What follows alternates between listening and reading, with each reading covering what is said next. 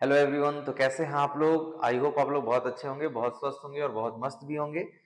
तो जैसा कि हम लोग लास्ट वीडियो जो है वो चाइल्ड इज बॉर्न से रिलेटेड समरी लेकर के आए थे, ठीक है। तो आज हम लोग इसका ऑब्जेक्टिव क्वेश्चन लेकर के आए हैं। तो चलिए इस ऑब्जेक्टिव के साथ साथ हम लोग थोड़ा बहुत स्टोरी, थोड़ा बहुत समरी भी फॉलो करते चलेंगे।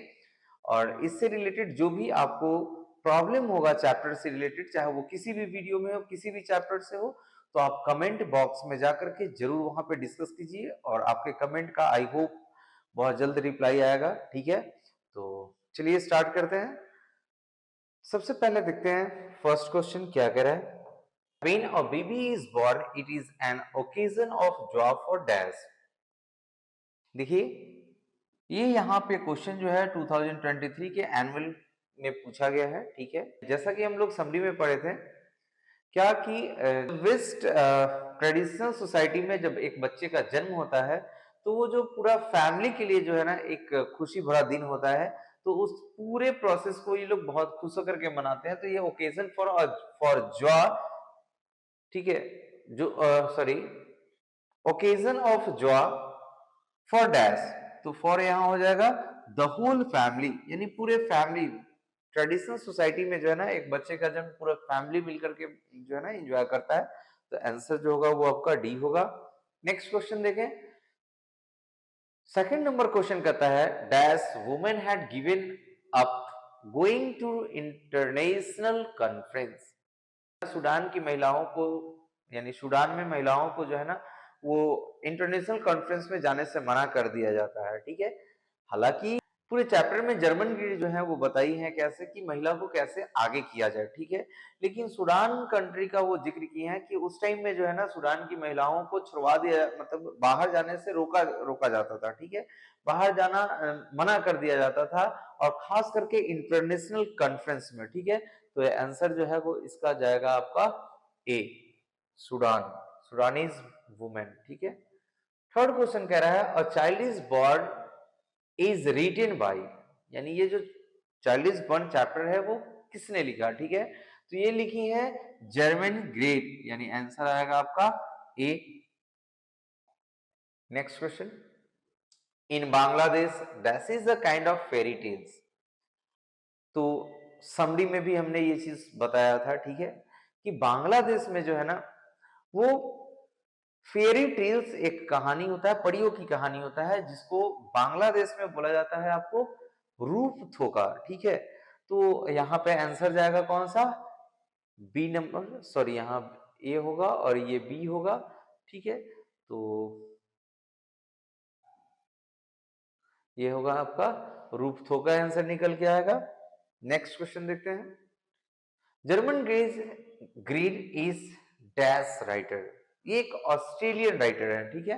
तो आंसर निकल के आएगा आपका ए। नेक्स्ट क्वेश्चन देखते हैं।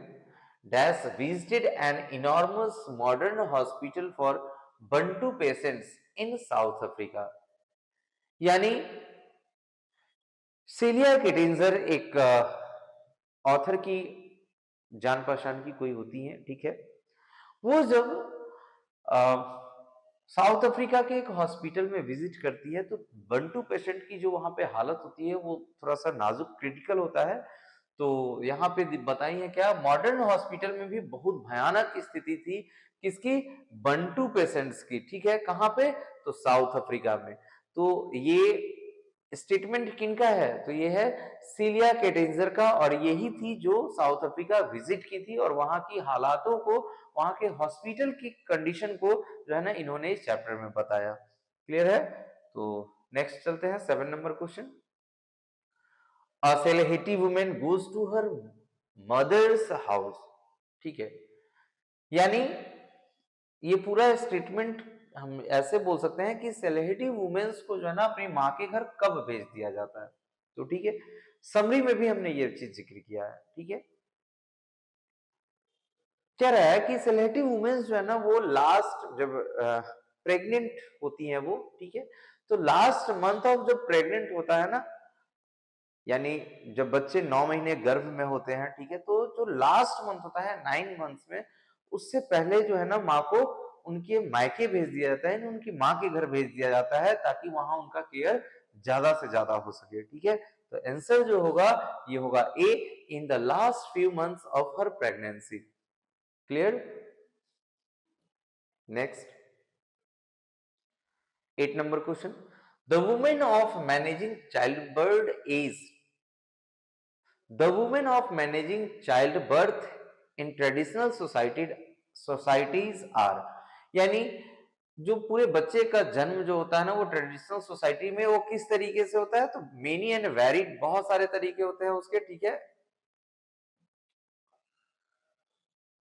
ये 8 नंबर जो क्वेश्चन है ये पूरे चैप्टर का फर्स्ट लाइन है। ठीक है, तो इसको थोड़ा सा इंपॉर्टेंट रखिएगा, ये ऐसे भी पूछ सकता है कि ये सेंटेंस किस चैप्टर का है।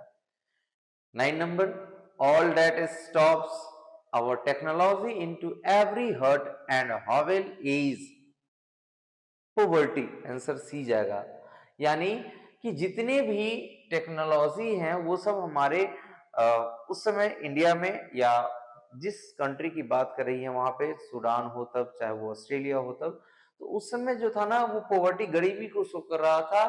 टेक्नोलॉजी उस समय नहीं होते थे, तो उसमें क्या होता था ना कि शिशु जो इन्फेंट होता था, बच्चे जो होते थे, उनका जो एक बोल सकते हैं कि मरने की जो परसेंटेज थी ना, परसेंटेज ऑफ डेथ, ठीक है, वो थोड़ा अधिक हुआ करता था। ठीक है, तो वो सब गरीबी के कारण, तो पॉवर्टी, आंसर सी निकल के आएगा आपका। 10 number question, a child is born is taken from German grace dash. समझिएगा, ये जो चैप्टर है ना वो जर्मन ग्रीक का एक बुक लिखा हुआ है। ठीक है, सेक्स एंड डेस्टिनी, उस बुक से इस चैप्टर को निकाला गया है। ठीक है, इस चैप्टर को बनाया गया है।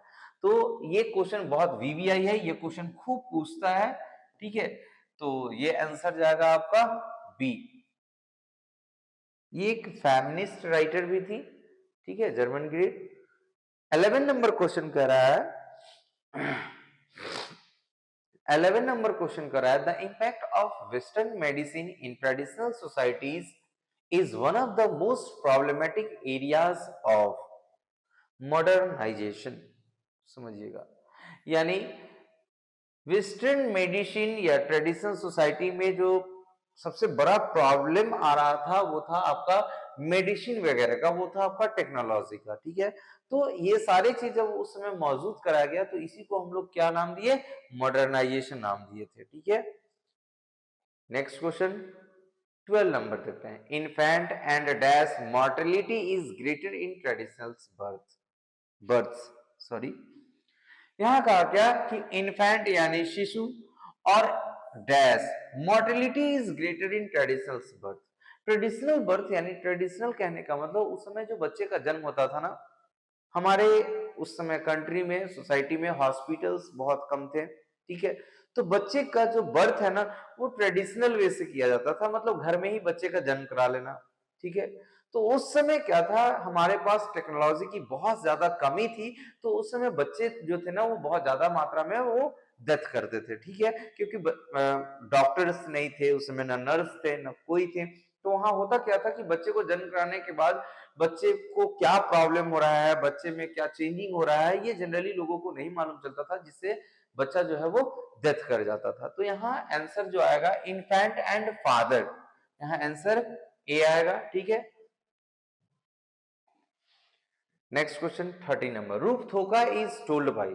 अब सवाल यह है कि रूप थोका कहानी कौन बताता था, तो बांग्लादेश का, ये बांग्लादेश में रूप थोका बोला जाता था। तो रूप थोका स्टोरी जो है फेरी टेल्स यानी परियों की जो कहानी होती थी, तो उस समय जो है ना बच्चों को सुलाने के लिए ये कहानी सुनाया जाता था, और वो सुनाया जाता था इनके मदर के द्वारा। तो आंसर निकल के आएगा आपका ए। 14 नंबर क्वेश्चन देते हैं, dash women visit her mother's house during pregnancy, यानी Germaine Greer, according to Germaine Greer, ठीक है, जर्मन ग्रीड के अनुसार जो है ना कहाँ की महिलाओं को भेज दिया जाता था उनके मदर के घर पे, कब, बच्चे होने से ठीक पहले, तो वो भारत की महिलाएं होती थी। ठीक है, तो वो आंसर ए होगा an Indian women. 15 number question देखते हैं, women will not long continue to offer up their bodies and minds to such brutally, answer जाएगा इसका, ठीक है, निर्दयता के लिए।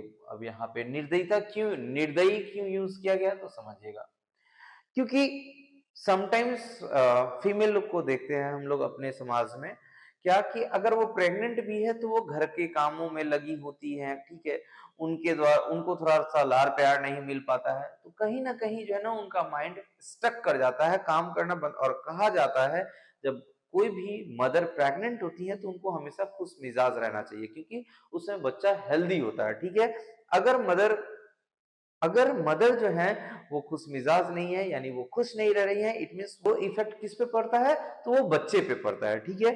तो यहाँ पे आंसर क्या होना चाहिए था, D. Next 60 number, in the dash the husband wife do enjoy more freedom and individuality. अब यहाँ ये वेस्ट यानी पूरे कंट्री में जो है ना वो मतलब जर्मन की जो ये बुक लिखी है उसमें वेस्ट कंट्री की जिक्र जो है वो सबसे ज्यादा की है, तो ये आंसर आपका डी जाएगा, क्योंकि। तो नेक्स्ट क्वेश्चन देखते हैं 17 नंबर, सलहती women and her child are given new dress on the dash day on the birth. मतलब समझिएगा इस पूरे चैप्टर में जो है ना सिलहती वुमेन यानी एक कम्युनिटी है बांग्लादेश की, उस पूरे कम्युनिटी की बात की जा रही है। बच्चे के जन्म के ठीक कितने दिन के बाद जो है ना वो उनको नया ड्रेस वगैरह पहनाया जाता है। इट मीन्स क्या, अगर हम अपनी देश की बात करें तो अपने देश में जब बच्चे का जन्म होता है उसके ठीक छठे दिन के बाद जो है ना हमारे यहाँ बच्चे का नामकरण रखा जाता है और उस दिन बच्चे को नया ड्रेस पहनाया जाता है। वैसे ही बांग्लादेश में कितने दिनों के बाद किया जाता है ये प्रोसेस, तो ये आपका आंसर बी जाएगा, 7th डे के बाद, ठीक है। 18 नंबर क्वेश्चन देखते हैं, a dash woman has to observe various taboos rituals and customs, यानी जितने भी रिचुअल्स हैं वो किन तरीके के महिलाओं के साथ उस टाइम किया जाता था, तो वो जो प्रेग्नेंट लेडी होती थी उनके साथ होता था ये, यानी आंसर ए निकल के आएगा। Next 19 number, in non technocratic societies birth is always dash. तो समझिए ये क्वेश्चन कह रहा है क्या कि जहां पे टेक्नोलॉजी वगैरह नहीं होता है, जैसे आज के डेट में हम लोग देखें तो बच्चे का जो जन्म है ना वो हम लोग पूरे टेक्नोलॉजी के साथ करते हैं, जैसे कि आपका हॉस्पिटल वगैरह हो गया, ठीक है। तो वहां टेक्निकली हम लोग ना फिट होते हैं, सही होते हैं, लेकिन जहां टेक्नोलॉजी नहीं है वहां जो है ना वो बच्चे का जन्म किस तरीके से कराया जाता था, यानी वहां आपके डॉक्टर्स नहीं होते थे, अटेंडेंट नहीं होते थे, तो वहां आंसर यहाँ जो है आपका निकल के आएगा अनअटेंडेंट, यानी आंसर ए होगा। नेक्स्ट नंबर क्वेश्चन देखते हैं 20 number, in dash children under the age of 5 और 6 are looked after by the whole family. Question कर रहा है कि किस देश में जो है ना बच्चे यानी जब 4 और 5 साल तक हो जाते थे तब तक उनका देखभाल जो है उनके फैमिली मेंबर के द्वारा ही कराया जाता था, तो वो था आपका बांग्लादेश। यानी इस पूरे चैप्टर में बांग्लादेश, इंडिया, लेकिन आंसर यहाँ बांग्लादेश आएगा क्योंकि इंडिया का वहां जिक्र नहीं किया गया था। 21 नंबर क्वेश्चन है, garlands of dash were given to a new baby, यानी जब बच्चा जन्म होता था और बच्चे के उसके जन्म के 7वें दिन जो है ना जब बच्चे का नामकरण होता था तो बच्चे के ऊपर जो है ना वो एक रिचुअल्स होता था कि क्या डाल करके वो रिचुअल्स यानी वो जो विधि व्यवस्था होता था वो पूरा किया जाता था, तो वो था आपका टर्मरिक एंड गार्लिक, यानी आंसर निकल के आएगा सी। तो आज के लिए इससे रिलेटेड जो है ना जितना भी इंपॉर्टेंट क्वेश्चन था, ऑब्जेक्टिव था, वो हमने करा दिया है। इस चैप्टर से इससे ज्यादा ऑब्जेक्टिव नहीं पूछता है, तो वॉच करने के लिए थैंक यू। और अगला वीडियो जो है वो ग्रामर हो सकता है या लिटरेचर हो सकता है, हम जल्दी आपको अपलोड करेंगे वीडियो। तो अभी के लिए धन्यवाद, और जो भी मिस्टेक अगर हो रहा है तो वो कमेंट बॉक्स में जरूर आप लिख सकते हैं, वहां बता सकते हैं, आपको इसका रिप्लाई बहुत जल्द दिया जाएगा। Thank you.